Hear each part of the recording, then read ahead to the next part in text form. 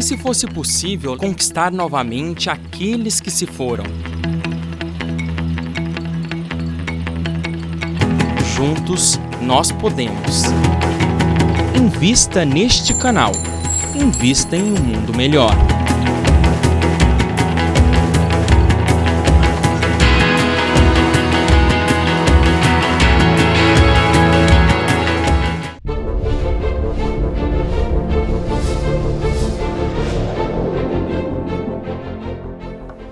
Estamos de volta com a terceira e última parte do nosso programa.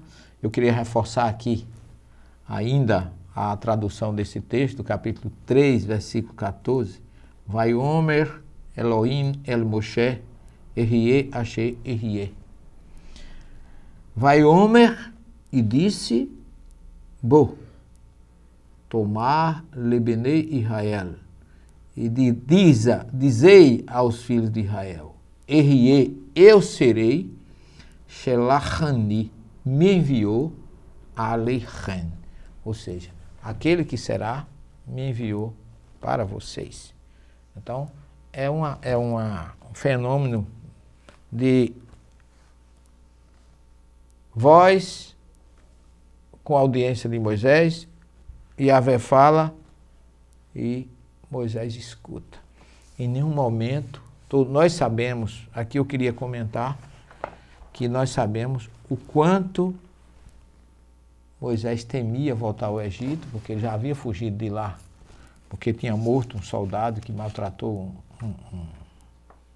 um escravo hebreu, e Moisés, naquele momento, diante de todos aqueles fenômenos, ele se entrega totalmente à vontade de Deus e realiza, como nós sabemos, a grande tarefa de libertar aquele povo através de todos aqueles fenômenos que nós conhecemos como os sinais, né, que Deus envia através de Moisés,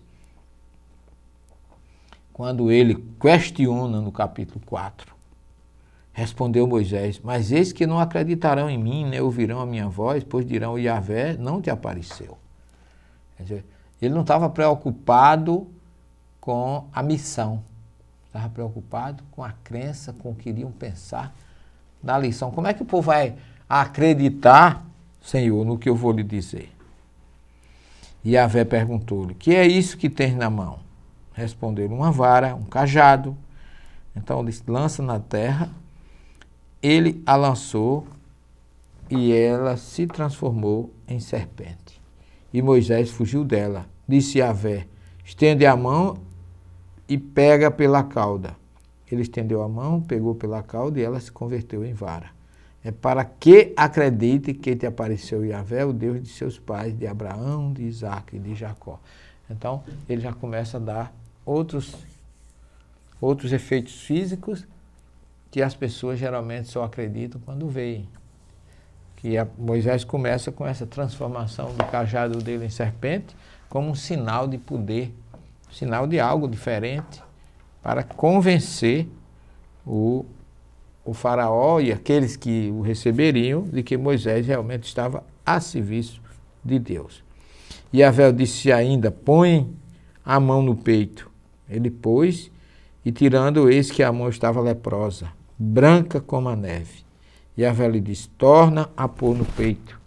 Ele colocou novamente a mão no peito e retirou, e eis que tornara como o restante de seu corpo. E assim, se não acreditarem em ti e não ouvir a voz do primeiro sinal, acreditarão por causa do segundo sinal. Se não acreditarem nestes dois sinais, nem ouvir a tua voz, tomarás água do rio e derramarás na terra seca, e a água que tomares no rio se transformará em sangue sobre a terra seca.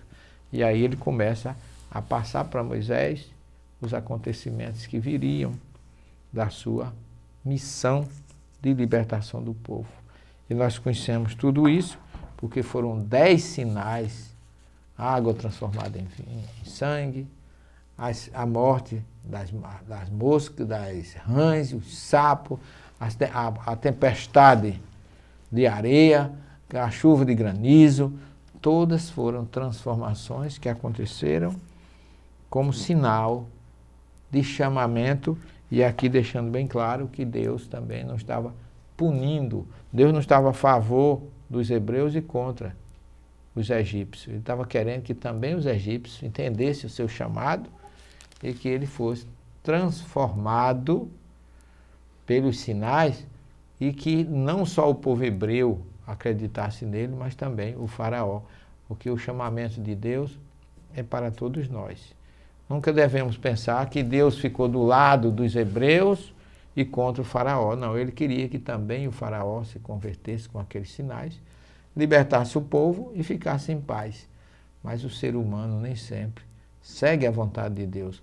Então são acontecimentos que fazem com que nós possamos refletir sobre a importância de praticar o bem, o amor, e estar incondicionalmente a serviço de Deus, porque é aquele que realmente é o coordenador, é o produtor de tudo isso, de todos esses fenômenos que nós conhecemos, e por isso que Deus deu ao homem a chamada faculdade mediúnica, que nós já vimos em programas anteriores, desde as primeiras civilizações da Mesopotâmia, com os sumérios, egípcios, babilônios, depois os sumérios assírios, os babilônicos, depois os hebreus, e toda essa história pré-bíblica teve a raiz da crença em Deus, de uma forma inicialmente idólatra e politeísta, que depois, com os fenômenos naturais que foram acontecendo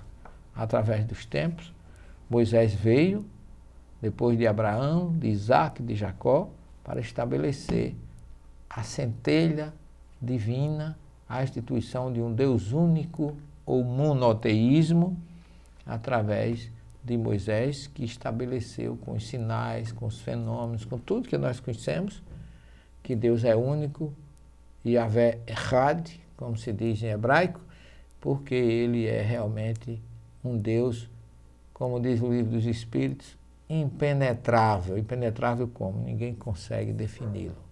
Nós já vimos aqui em programas anteriores que até hoje ninguém conseguiu definir Deus. Portanto, o conceito de Deus é impenetrável pelo homem. Deus apenas, como ele disse a Moisés, é aquele que está conosco em todos os momentos. Essa é uma definição dada por ele e é a mais lógica que nós devemos aceitar e seguir. E que ele possa nos proteger, nos auxiliar, nos iluminar sempre. Que ele fique no coração e na mente de você, meu caro irmão telespectador, e esteja conosco hoje e sempre.